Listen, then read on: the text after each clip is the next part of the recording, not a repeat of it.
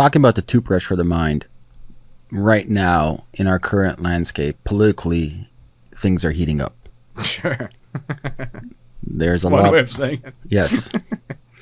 There's a lot of cognitive dissonance. There's a lot of, say, people not really using rationale or logic on both sides. This applies to everybody. It's just a joke, man. Yeah. Well, social. There's that. I always mention the saying. It's the minute I read it, it stuck to me like glue. It's Owen E. Wilson, the biologist. We have Paleolithic emotions, medieval institutions, and godlike technologies. We're still fucking apes, and people really forget that. We put ourselves on this like grandiose pedestal. I'm like, dude, you're no different than your ancestor like 500,000 years ago. Yeah, you know? that's very, very similar. Very similar. 99.85 or something percent. Correct. Yeah. And so what I'm curious about, you just mentioned toothbrush for your mind. One way of helping your psychological homeostatic levels is gratitude. Mm-hmm. Whether it's gratitude as just saying thank you verbally or using a journal to write down, or about being, having gratitude equals humility, being humble, etc. Are there certain things people can do today to counteract what the fuck's happening in the world? Like, I think people underestimate the psychological pressures the social media brings onto them. Absolutely. No question.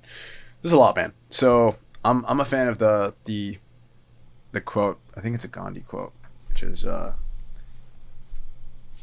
if you want to change the world, start with yourself. Yeah, there's a Rumi quote too. Or something like that. Yesterday I was clever. I want to change the world. Today I'm wise. I want to change myself. Exactly. Yeah. So that I start with that. Mm-hmm. That is the basis of my thinking, and then I start to go, can I improve the quality of my ability to feel deep peace? Right. So there is a state that we have when not just there is contentment, but there is a deep state of thoughtlessness, a deep state of inward repose that can only be found, for me, in deep meditation. You might be able to find it in a float tank. You might have a really great spar session if you're an athlete or a BJJ competitor. Whatever your way of finding that flow is, I'm a huge fan of doing that. Right. So I know one of the ways you find flow is by lifting. Right. So by competing in martial arts, by lifting, like these are things that really like running, walking, right? These are the ways you find flow. Mm-hmm. And so I think finding flow is beautiful and amazing and very valuable for anyone listening to engage in, so they can. And flow is an experience of losing the concept of time, feeling like you are fully engaged with the activity on hand. Which was made popular by Mihai Csikszentmihalyi. I call it Chick Sent Me High. Csikszentmihalyi. Chick Sent Me High is how I think about it. Yeah.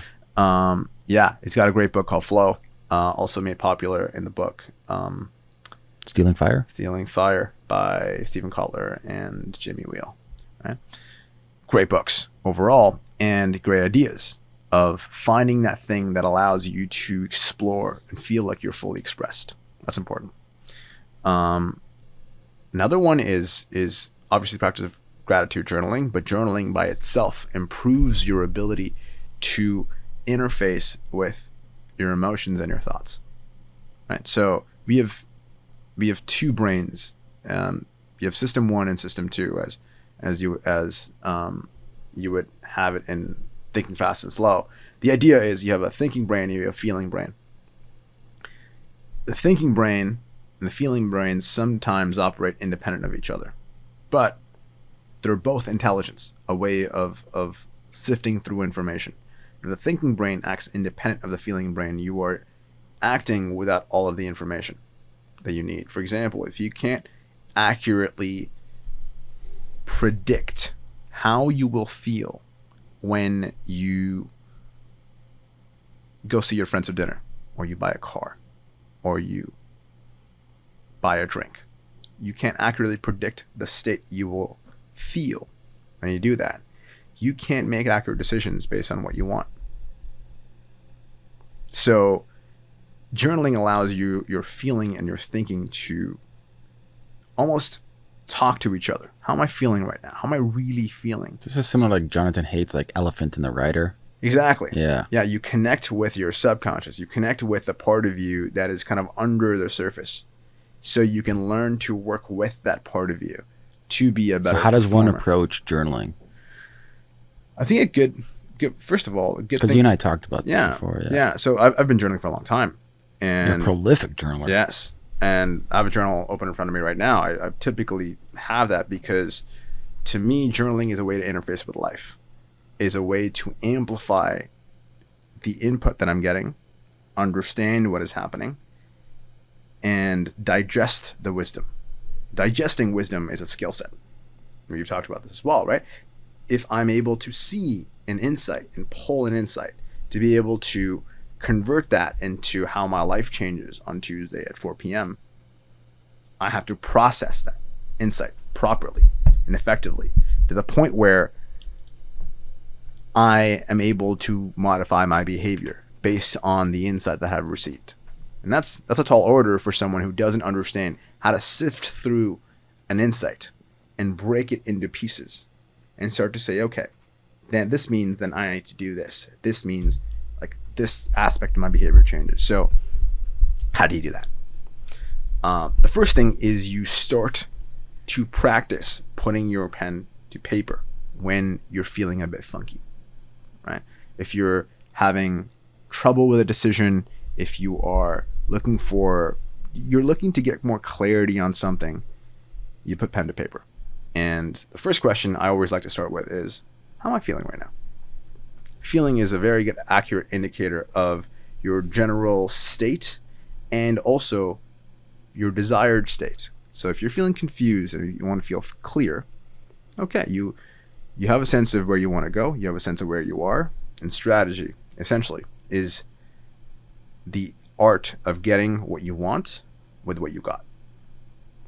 And so once you have the two pieces, what you want very clear and where you're at, then you can start to map how to get there. So how am I feeling? And really asking yourself, why am I feeling that way? And then I like to ask the question, both in a journal and outside to people, what's going on? Or if I feel like the need to be aggressive, I'll ask, what the fuck is going on?